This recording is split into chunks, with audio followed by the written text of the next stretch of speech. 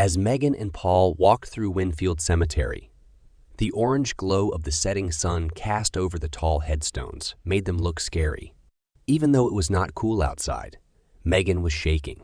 Even though the sun was going down, something didn't feel right about this place. "Come on, slowpoke," Paul yelled back. "I want to check out the old house before it gets dark." In order to catch up to her careless brother, Megan sped up. There was a graveyard next to the Winfield house, which was said to be haunted. She wished they hadn't dared to spend the night there. But Paul never gave up when he was given a chance.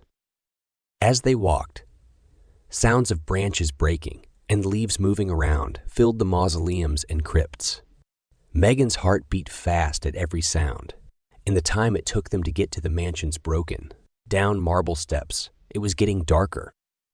Paul tried the old broken door, and it opened with a squeak. "Looks like someone's home," he joked, giving Megan a sly grin as he went inside. She paused on the threshold and peered into the darkness. "Paul, I think it's time to go. This place scares me." She jumped back and let out a scared yell when she heard a sudden crash from inside. But Paul was the only one who came back out laughing. "I scared you, didn't I? Megan, get out of here." Though she didn't want to. She sighed and followed him in. Inside was more disturbing than outside as the light was going out. Wallpaper came off in ragged strips, showing plaster and lath that were falling apart. A thick layer of dust covered the broken furniture that was lying around in heaps. Moving things in the far corner caught Megan's attention as her eyes got used to the blur. She spoke up to warn Paul, but then she saw the people. An older man and woman standing next to a teenage girl holding a toy animal. "Evening," the man said in a rough voice. Couldn't help but hear the noise. "My name is McAllister. This is where I work as the sheriff." Paul took a bold step forward. "My name is Paul, and this is Megan. My sister. To be honest, we were just taking a look around." Megan looked at the people with suspicion. The woman had kind eyes, but she looked tired, and her braided hair was coming loose. The girl tightly hugged her bear and looked at them with fear in her eyes. It was clear that something was wrong here. Before she could ask, howls came from outside in the middle of the night. They were neither animal nor human. All the people in the room shook together. "What was that?" Megan spoke softly. The gun was drawn by McAllister. "What a great night for a dare, you kids. It looks like you'll be here for a while." The angry cries came again, this time closer. As darkness fell on the world outside these walls, Megan's fear grew. No matter what was going on, it looked like there was no way out. At least for now, they could only hope that dawn would save them from the night's horrors. The group huddled together in the grand hall and looked at each other with unease as strange howls filled the air. With a grunt, McAllister pushed a beat-up couch toward the door. That should keep him out a spell. Megan held on to Paul's arm and wished she could feel better. He walked away and shook her off. "This is a bad place to be. I'll help us get out of here." The girl, Lucy, as McAllister had called her, gasped when a board creaked upstairs. Elisa, her mother, softly told her to be quiet. "Honey, it's just the wind. Now stay close." McAllister gruffly said, "I'll check it out," as he loaded his shotgun. Megan thought back to his frightened eyes. Whatever was making this place so scary must have hurt him more than anyone else. It was someone who came out of the dark. "I'll be there. We have a better chance if we look out for each other." Harry, an outdoorsman who had come here to stay safe earlier, had a tight grip on a hatchet. McAllister looked at him coolly and nodded. Their steps got quieter as they went up the grand stairs. Lucy sobbed into Elisa's waist. "I want to go home, Mama." "Soon, sweetheart." Elisa calmed down, but her pale face sent a bad message. A groan came from below, which caused a chorus of shudders. Paul walked over to an opening and looked down the shaky steps that led into the darkness of Stygia. Maybe there's another way. Megan told him, "Don't even think about it," but he didn't listen. Paul smiled wickedly and slipped into the abyss. While following him into the void, she cursed under her breath.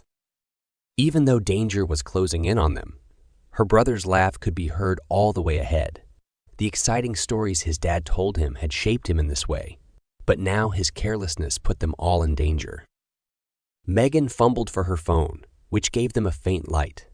The basement was a maze of falling walls and broken furniture, with more cobwebs than she cared to think about. She was drawn in even more by a different sound. Her name hissed in reptile venom. Paul. A moan, not her brother's, filled the room with thick, sad pain. Megan slammed into the dirt wall out of fear. In front of her stood a figure in a death grip, its skin peeling off of its bones. Its bloody, hungry face turned toward her, but there were sounds of living things below the blood. Megan let out a high-pitched scream as she was shocked and sad. Was this poor person now one of the animals that were inside the house? If so, what horrible things did they do to the group above? As she realized the truth, her legs shook and bile rose in her throat. Whatever was stalking the hall was just a prelude to the real evil that lived here, in their own hearts. Megan jumped out of the basement and almost hit Paul as he ran down the hallway in a panic. The screaming risen soul ran after it, grabbing at the crumbling stone with its hands. McClister and Harry came out with their guns drawn, but Elisa was the fastest to act. She threw a broken chair leg right through the shadow's head, showing her anger. The thing slouched and let out a final guttural breath. Megan gasped for air as she talked about the horror and stuttering glimpses in the ringing quiet. But there was no comfort to be found. All that was there were pale, frightened faces that showed how violated they were. Harry's brow was wet with sweat. In those halls, there are demons, and who knows what else. We need to protect ourselves and get materials quickly before it gets dark. He gave McClister a mean look, and McClister tightened his grip on his gun. This is the law's territory, and I say we stay put until dawn. Not worth putting lives at risk in the pitch. In order to avoid becoming too soft, Harry spat. You look like someone who cares more about keeping things in order than keeping people safe. Order isn't going to save us tonight. McClister charged at Harry and slammed him into the wall with a growl. Boy, are you calling me a coward? I already lost enough than to bury more of it. Harry pushed him off and grabbed his hatchet. Don't waste any more time. The people I care about need me to get back. Outside, there was a crash, and then a sad howl that made the blood boil. Elisa put her hand over Lucy's ears, and her face was twisted with fear and sadness. Paul and Mike gave each other a loaded look, then rushed the shaking great doors together and opened them a crack. Megan could see scary shapes gathering at the edge of a nearby wooded area through the thin film. Antlered limbs scampered and split apart as more people joined the growing group. A single red eye shone where there should have been none, twisting her insides into dead strands. The teens slammed the door shut and blocked the entrance with their shaking hands.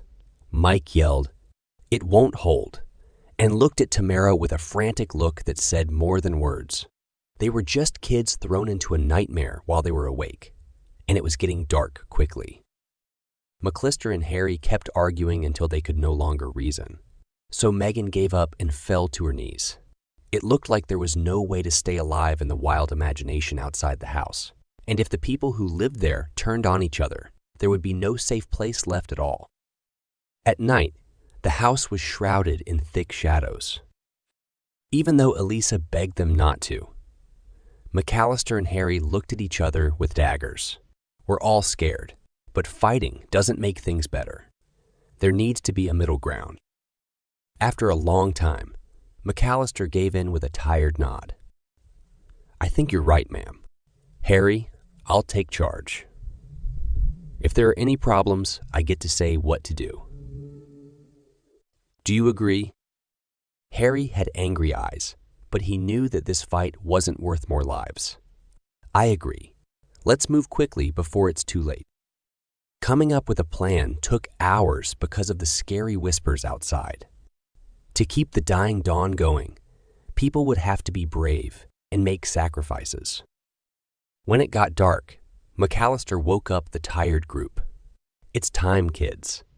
Harry and Elisa, you're in charge of the south side. I'm going to lead Mike. Paul, you and Tamara are in charge of the back. Megan, go stay with Lucy. We move when I say so. Megan gave Paul one last hug, her heart in her throat. Keep yourself safe, brother. Come back to me, please. He tried to smile, but fear was visible in his eyes. As the ink-black night fell, the survivors crept out into it with guns and hatchets raised against the sounds of ghosts. They made their way through the twisty woods by moonlight that was cloudy, fearing each branch that would break. In front of them, McAllister stopped and then fired. Eldritch bullets hit their target, sending screams through the air. Harry and Mike swung next to each other, their axes shining with deep songs. The swarm appeared out of the fog, its arms and legs twisted and its mouths open wide. Megan held Lucy close and mumbled prayers as the attackers hit their circle harder. Paul's short cry could be heard above the noise. By the time the chaos was over, only Tamara was left standing over his bloody, badly damaged body. No, Megan wailed and threw herself on his broken body. Mike put a gentle hand on her shoulder before she went crazy. I'm sorry, but we need to leave while we still can. She looked into his kind eyes and decided what to do. They should live because Paul would want them to. As dawn broke over the empty plain, the hurt survivors finally made it out of the twisted woods. Behind him was a sea of crooked trees that hid sins without names. There was salvation's light ahead, and they would hold on to the future with all their might. Even though the dark might always follow them in their dreams, they found strength in each other to face even death and walk toward the morning. What do you think happens next? Drop your ideas in the comments. I'll pick the coolest one to continue our story. Sarah pulled her tattered coat tighter as she navigated the crumbling corridors. Dust swirled around her boots with each step, the only sound in the vast silence. She paused at a collapsed section, peering through the rubble for any signs of life. Nothing, just as the last 3 expeditions had found. She sighed and turned to her companion. Still nothing, Jackson. This place is dead. Jackson nodded grimly. We've searched most of the upper levels. Whatever answers were here are long gone. Sarah knew he was right, but she couldn't give up hope. Not when so much depended on it. There might be more below ground. Help me shift these beams, carefully. They worked together, tossing debris aside with care. After several minutes, a dark passage was revealed leading down into blackness. Sarah produced a battered lantern and lit the wick. Stay close, she warned, and started down the crumbling stairs. The lower levels were even more degraded, the walls scrawled with faded warnings about structural instability. Sarah picked her way through, scanning for any clue among the wreckage. A glint caught her eye, something metallic wedged under a fallen girder. She dug it out to find a rusted nameplate. Wiping away centuries of grime revealed raised letters, spelling out Containment Level 3. Her pulse quickened. This was it, the deepest section of the facility. Rounding a corner, her lantern light fell upon an immense metal door, half buried in rubble. A combination lock and keypad were set into the wall beside it. Sarah tried inputting different codes to no avail. The lock had long since lost power. Help me shift these rocks, she called to Jackson. Together, they tossed aside the heavier debris blocking the door. With a final heave, it creaked open just enough for them to slip through. Sarah raised the lantern and gasped. Before them stretched a vast chamber, its domed ceiling lost to shadows overhead. Strange machines and equipment lined the walls. their original functions impossible to discern. But it was the structure in the center that drew her eye. A massive stone cauldron rested upon a raised dais, covered in intricate carvings, and writing in a language she didn't recognize. She moved closer, tracing the grooves with her fingers. "What do you make of this?" Jackson asked, joining her side. "I'm not sure." Sarah produced a battered notebook and began sketching the carvings. "These markings aren't like anything I've seen before. Some kind of alchemical symbols, perhaps." "Alchemy? You can't be serious." Sarah ignored his skepticism, too absorbed in her discovery. "Look here. This appears to be talking about transformations, changing one substance into another through some kind of ritual or process." She shone the light along the base of the cauldron. More writing was etched into the stone, along with diagrams of strange apparatus.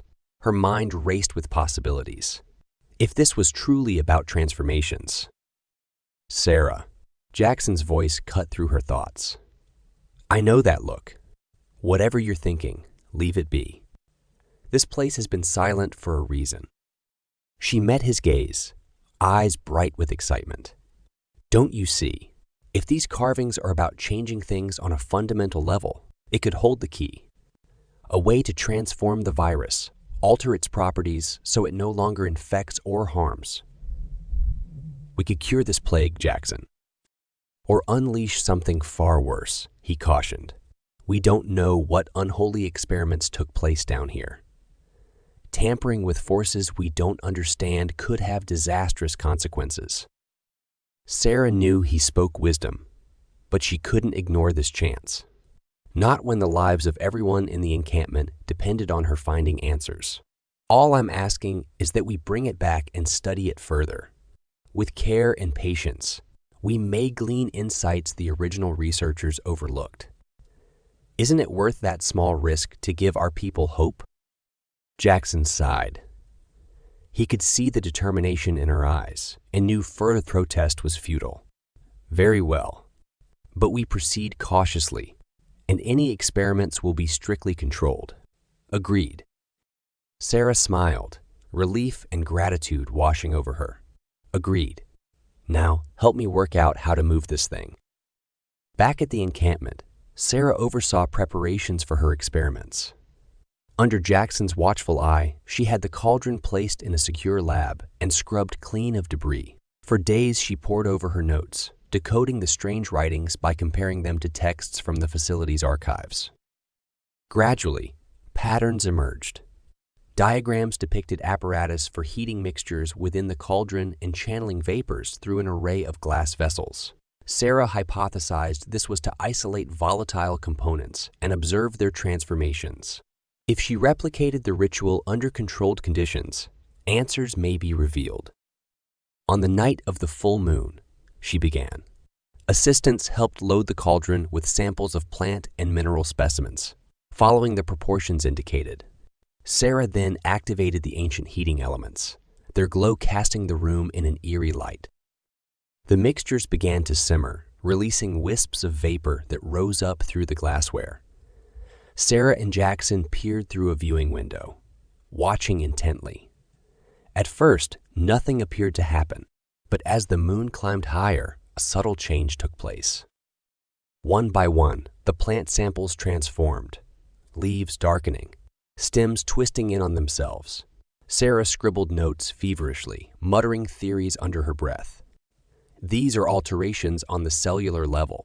Some kind of accelerated evolution or design change is taking place.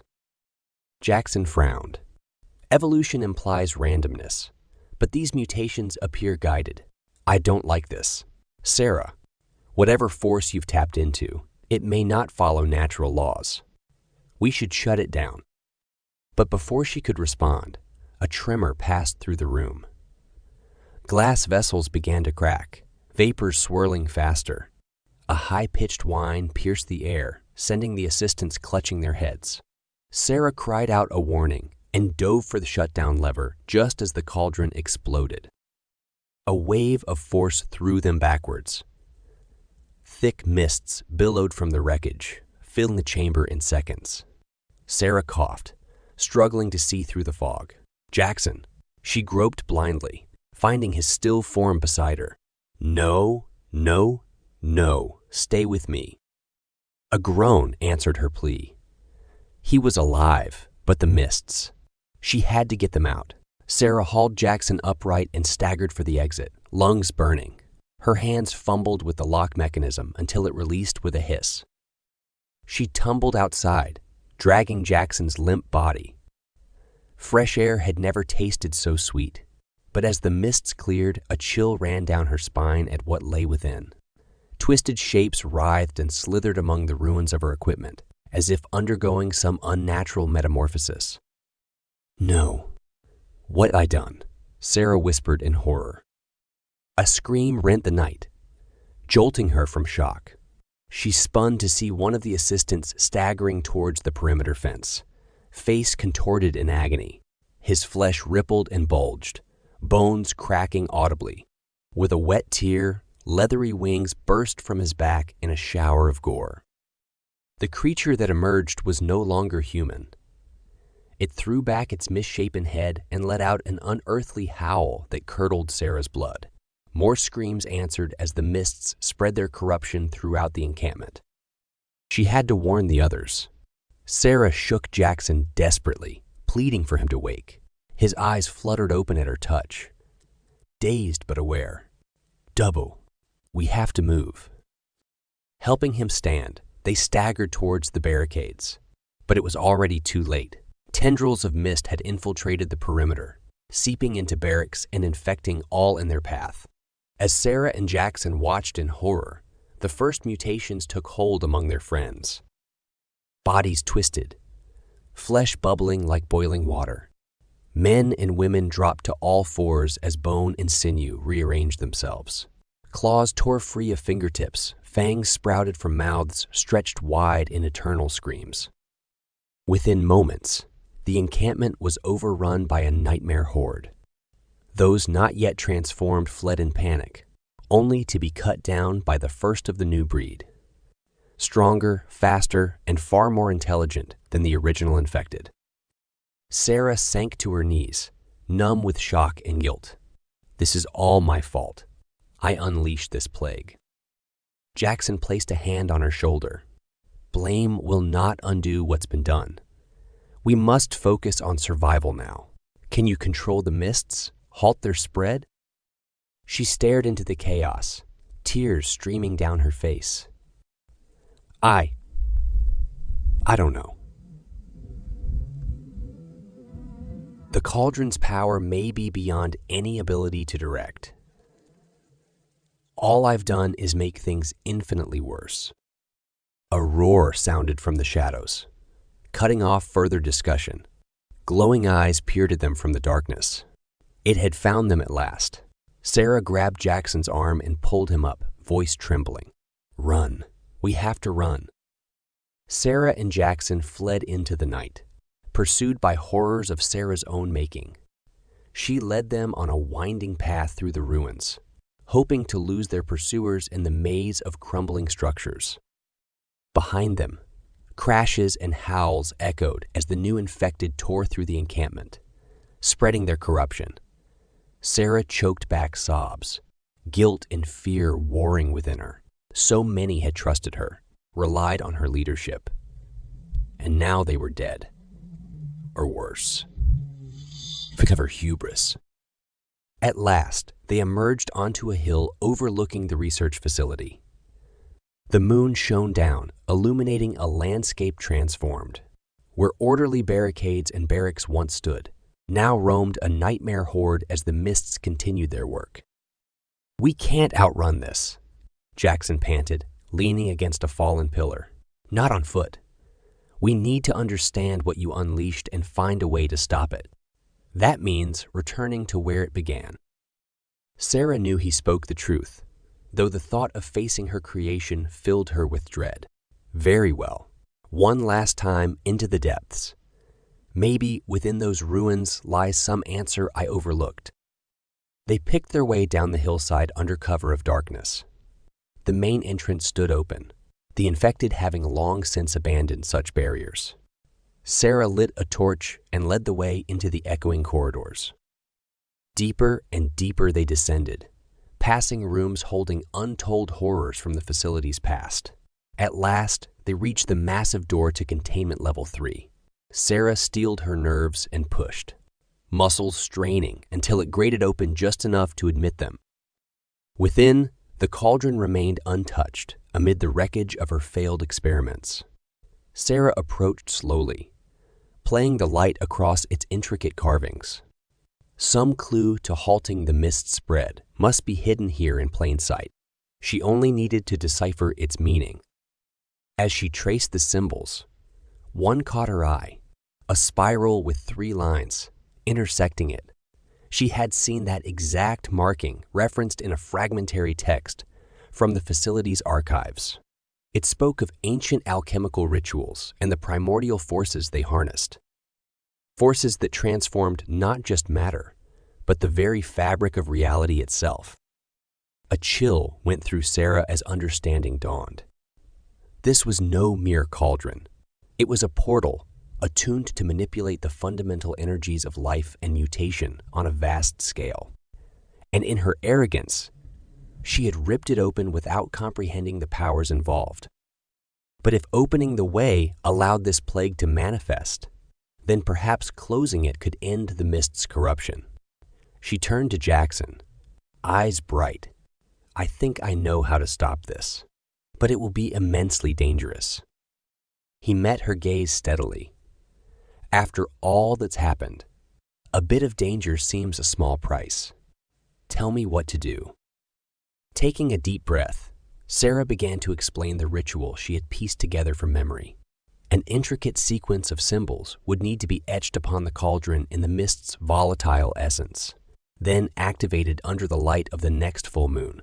Only then could the portal be shut, containing the mutation within. "We have no time to waste," she said, grabbing a shard of metal. "Help me carve these runes before the mists fully disperse. Our lives and what remains of humanity depend on it." Together, they set to work under the torchlight, etching the arcane patterns as quickly as possible. Above, the faintest lightning of the sky heralded the coming dawn. Soon, the mists would fade and the ritual window close, dooming them all. As the last rune was finished, Sarah could only pray they were not already too late. What do you think happens next? Drop your ideas in the comments. I'll pick the coolest one to continue our story. Leo opened his eyes to darkness. The nightmare still lingered. Fragments of memory from his time as one of the infected. Shapes moved at the edges of the forest, just out of sight. He sat up in bed, heart pounding as the dream faded. Pale morning light filtered through the boarded windows of the old farmhouse. Leo dressed slowly, listening for sounds outside.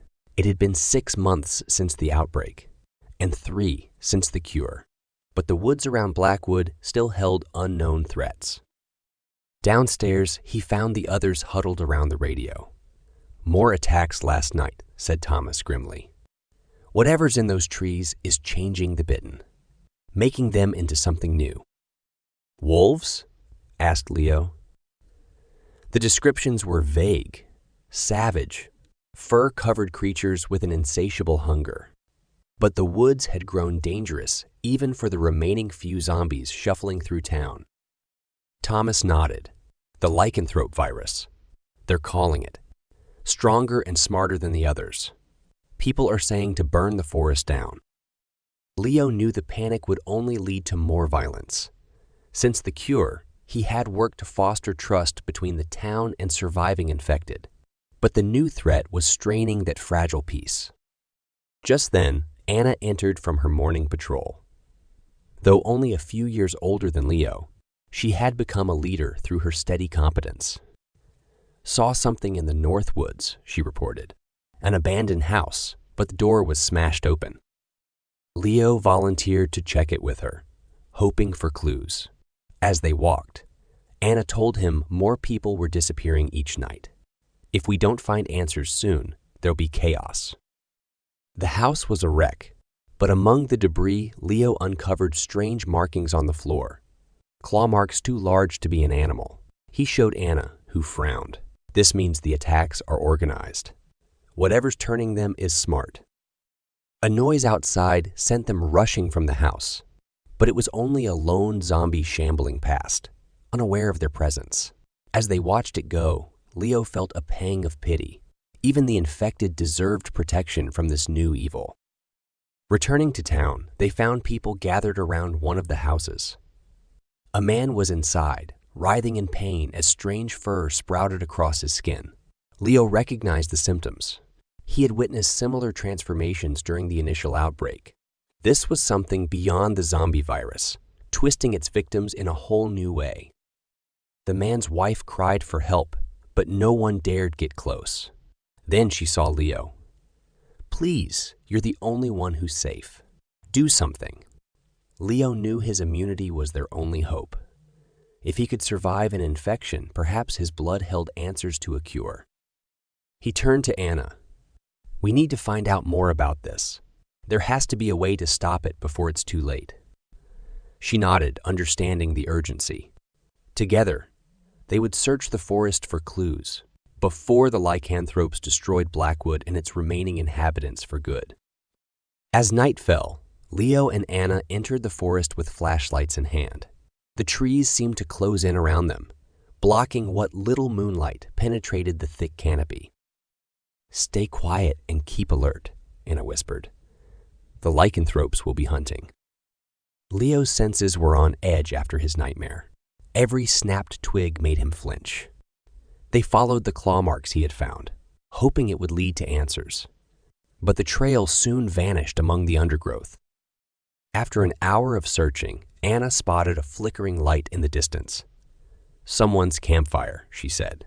"Let's check it out carefully." They crept forward and peered through the brush. A gaunt figure sat beside the flames, rocking back and forth. Wild eyes stared into the fire without seeing. "It's changing," the man moaned, fighting it from within. Leo stepped into the clearing. "We're here to help. Try to remain calm." The man snarled and lunged at him with inhuman speed. Leo dodged just in time, feeling claws slice the air beside his face. "Run!" Anna yelled. They sprinted into the woods as howls rose behind them. The transformation was complete. Branches whipped Leo's skin as they fled. He dared not look back, focused only on keeping up with Anna's swift form darting between the trees. But she suddenly skidded to a halt. "We're lost," she panted, scanning their dark surroundings in panic. The howls were closer now, circling like wolves closing in on prey. Leo pulled Anna into a hollow log nearby and covered her mouth, listening intently. Heavy footfalls approached, then paused near their hiding place. Hot breath steamed the air. Leo drew his knife, ready to fight.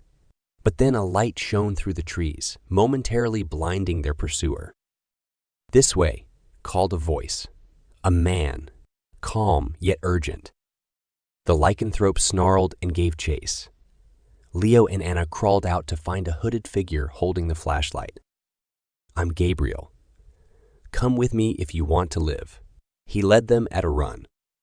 They followed blindly through the maze of trunks and undergrowth. Howls and crashes echoed behind as the pack closed in. Then the trees suddenly ended at a small clearing. "Keep going straight and you'll find the town," Gabriel said, handing Leo the flashlight. "And be careful in these woods. There are many secrets hidden here." With that cryptic warning, he melted back into the shadows. Leo and Anna raced from the forest as howls of frustration faded behind them. But dawn would bring new questions and dangers, and the mysteries of Blackwood had only deepened in the night.